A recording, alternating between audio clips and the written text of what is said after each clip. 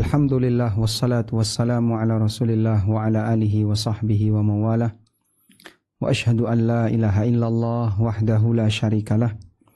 Wa ashhadu anna Muhammadan abduhu wa rasuluh. Salawatu rabbi wa salamu alaihi wa ala alihi wa ashabihi wa man sara ala nahjihi wa stanna bi sunnatihi ila yaumiddin. Saya akan memberikan sedikit pengantar kepada Bapak Ibu terkait boleh saya sebut bagan syariat Islam. Yang kami maksud dengan syariat Islam adalah syariat yang Allah turunkan, baik berkaitan dengan masalah akidah, masalah ibadah, muamalah maupun yang lainnya. Secara umum, syariat Islam bisa kita bagi menjadi dua.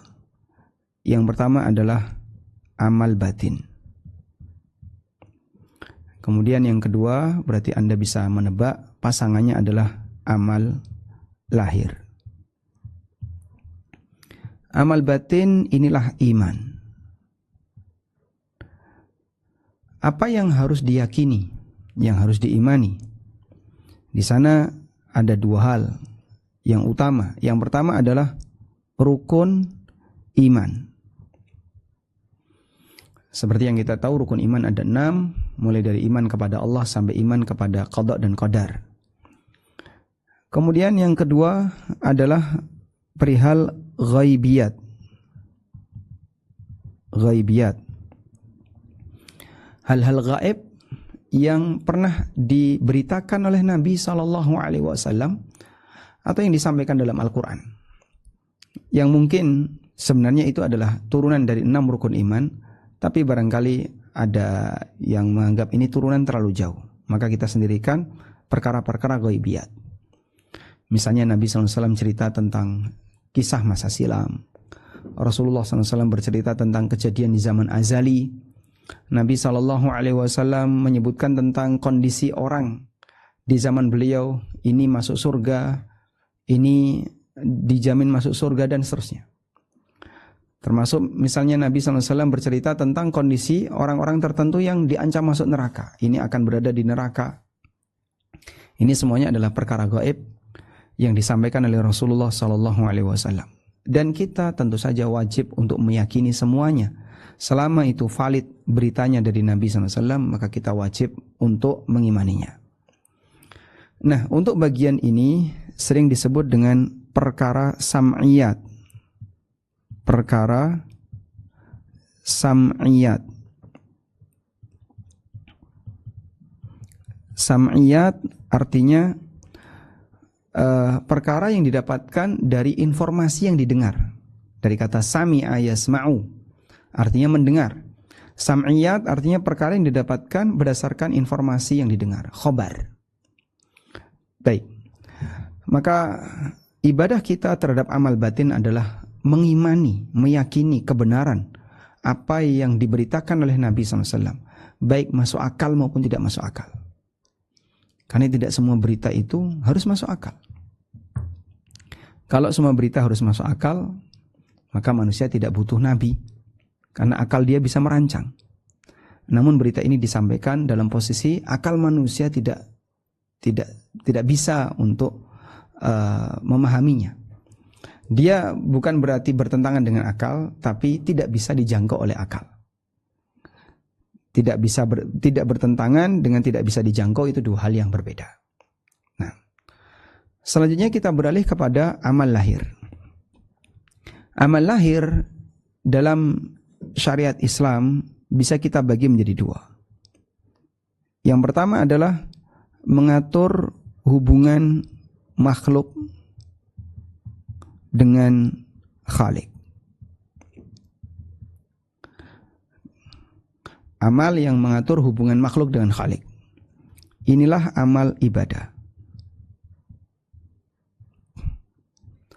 Dan amal ibadah yang mengatur hubungan antara makhluk dengan Khalik, ini ada yang sifatnya wajib, ada yang sifatnya anjuran. Baik yang sifatnya wajib atau yang sifatnya sunnah. Tidak ada amal ibadah mubah. Kita tidak menjumpai ada amal ibadah mubah. Adanya kalau amal ibadah itu antara wajib atau sunnah. Mulai dari toharoh. salat, zakat, puasa, haji, kemudian kurban, lalu urusan masalah janaiz, ahkamul janaiz, kemudian juga masalah masalah sumpah dan nazar, termasuk jihad, itu semuanya adalah kaitannya dengan hubungan makhluk dengan Khalik. Baik itu ibadah badaniyah, ibadah maliyah, atau gabungan antara badaniyah dan maliyah. Dan di sini bisa kita bagi menjadi 3. Ada badaniyah, ada maliyah, dan ada gabungan antara badaniyah dan maliyah. Ibadah badaniyah berarti ibadah fisik, ibadah maliyah berarti murni harta, dan ini gabungan antara keduanya. Baik. Kemudian amal lahir yang kedua adalah amal yang mengatur hubungan makhluk dengan makhluk. Hubungan makhluk dengan makhluk. Untuk amal lahir yang mengatur hubungan makhluk dengan makhluk, kita bisa bagi menjadi 2. Yang pertama adalah yang kaitannya dengan aturan atau hukum. Di sini ada banyak bentuk. Ada yang bentuknya aturan harta, dibahas dalam fikih muamalah. Coba saya buat lebih lebar lagi. Jadi yang mengatur hubungan makhluk dengan makhluk, contohnya ini bentuknya, ada yang bentuknya aturan atau hukum, ahkam, ya. Yang bentuknya hukum atau aturan, ada yang kaitannya dengan masalah harta. Dan ini diatur dalam fikih muamalah. Kemudian ada yang kaitannya dengan masalah keluarga. Ini diatur dalam fikih usrah atau fikih keluarga. Lalu ada yang kaitannya dengan masalah kenegaraan. Saya boleh sebut politik dan negara. Ini diatur dalam fikih siyasah. Dan ada yang kaitannya dengan masalah undang-undang. Ini diatur dalam fikih qadha wal jinayat. Qadha wal jinayat. Fikih masalah perundangan dan tindak kriminal dalam Islam. Baik. Sehingga dalam aneka lini kehidupan manusia, Islam menyediakan itu. Bapak kalau mau cari, saya ingin belajar tentang aturan masalah politik, ada. Islam menyediakan referensi fikih siyasah. Saya ingin belajar tentang masalah undang-undang, juga ada. Islam menyediakan referensi tentang fiqhul qadha wal jinayat. Ya. Sampai ada informasi bahwa undang-undang yang berlaku di Perancis atau di mana ya, pasca penjajahan yang dibuat oleh, kalau tidak salah, Napoleon ya, itu ternyata banyak yang mengadopsi mazhab Malikiyah. Sehingga saat orang-orang Eropa datang ke dataran Afrika bagian utara yang dominan mazhabnya Malikiyah, sebagian hukum yang berlaku di situ yang itu berasal dari fikih-fikihnya para ulama Islam diadopsi dan dijadikan sebagai undang-undang di sebagian negara Eropa. Karena membuat undang-undang tidak mudah. Membuat undang-undang tentu hal yang tidak mudah. Baik. Kemudian yang kedua, ini tadi terkait masalah aturan ya. Yang kedua, ada yang terkait masalah. Yang kedua adalah terkait masalah adab. Yang kedua adalah masalah adab. Adab ini sifatnya adalah penyempurna. Penyempurna aktivitas manusia. Saya sendirikan di sini. adab. Kita diajarkan tentang adab agar hidup kita lebih sempurna. Sehingga kalau kita mengenal ada kebutuhan primer, sekunder, adab itu tersier. Seorang hamba yang mengenal adab, maka hidupnya akan lebih indah, akan lebih terlihat istimewa karena dia hiasi hidupnya dengan adab. Sehingga di sini statusnya adalah penyempurna. Nah, kalau kita perhatikan adab sendiri dalam agama ini ada banyak macam. Jika kita bisa petakan, di situ ada adab berkaitan dengan kegiatan harian. Adab kegiatan harian seperti adab makan, tentu saja pasangannya minum, adab toilet, kemudian adab tidur, dan seterusnya. Ini adab berkaitan dengan kegiatan harian, adab berpakaian. Yang kedua, ada adab yang berkaitan dengan hubungan dengan orang lain.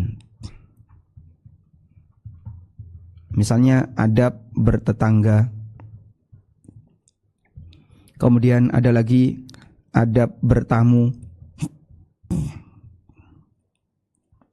Lalu adab belajar, bagaimana mengatur hubungan murid dengan guru, guru dengan murid. Lalu ada adab yang sifatnya untuk pengembangan pribadi. Jadi personal development, pengembangan pribadi.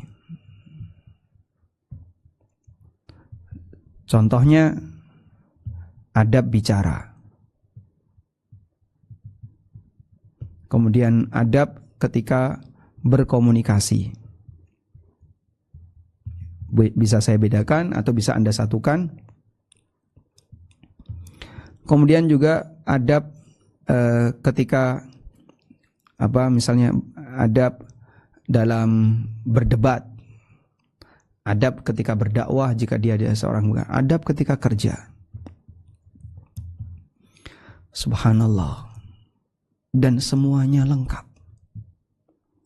Agama mana yang referensinya selengkap ini? Anda bisa tunjukkan di sini. Kita tidak mengetahui selain Islam. Maka jika ini bukan bukti bahwasanya syariat ini datang dari Allah, Anda mau cari bukti mana lagi? Karena itu kita bersyukur kepada Allah Subhanahu wa taala. Ketika Allah tegaskan dalam ayatnya, Al-yawma akmaltu lakum dinakum. Pada hari di mana aku telah sempurnakan untuk kalian agama kalian. Karena agama ini telah disempurnakan oleh Allah, maka kita enggak butuh untuk mencari panduan dari agama yang lain. Karena agama ini telah disempurnakan oleh Allah, maka kita enggak butuh undang-undang orang lain. Sehingga aneh kalau ada kaum muslimin dalam menyelesaikan masalah keluarga, masalah harta, tapi dia menggunakan peraturan dan undang-undang milik kelompok yang lain. Saya lebih senang menggunakan undang-undang budaya atau adat, atau pakai hukum Belanda. La haula wala quwata illa billah. Anda itu sudah disediakan yang jauh lebih sempurna. Makanya Allah katakan, afa hukmal jahiliyati yabghun. Apakah mereka lebih cenderung untuk mencari hukum jahiliyah? Tidak ada yang lebih adil dibandingkan hukum Allah. Kamu mau cari aturan apa? Sudah lengkap. Makanya kalau ada orang yang misalnya belajar disiplin ilmu apapun, psikologi, komunikasi, kaitannya dengan masalah ilmu interaksi, Islam lengkap. Yang sebenarnya kita tidak perlu untuk mencari yang lain. Cuman kadang orang kan merasa nggak pede kalau nggak pakai teori Barat. Beda dengan teknologi ya. Kita mengakui memang yang namanya teknologi itu kan kreasi manusia. Kalau teknologi, Pak, teknologi itu kreasi manusia. Ini bukan syariat Allah. Sehingga Al-Quran bukan kitab panduan teknologi, bukan kitab panduan ilmu pengetahuan alam, meskipun sebagian dari fenomena alam disebutkan dalam Al-Quran. Namun teknologi secara umum atau sains secara umum, ilmu sains, ini kaitannya dengan kreasi manusia. Sehingga manusia bisa berkreasi membuat A, membuat B, dan seterusnya. Maka ini nggak masuk di kajian tentang masalah ilmu syariat. Lain halnya kalau kita bicara masalah aturan, ya. Aturan berkomunikasi. Siapa sih orang yang komunikasinya paling bagus? Rasulullah SAW. Para sahabat, orang-orang saleh. Siapa sih orang yang pendekatan psikologinya paling bagus? Nabi SAW. Sehingga bagi teman-teman yang mungkin Anda mendalami beberapa ilmu semacam ini, sebenarnya agama kita telah menyediakan, ya meskipun sah-sah saja Anda menggunakan beberapa teori tambahan, sepanjang itu tidak bertentangan dengan aturan syariat yang ada di tempat kita.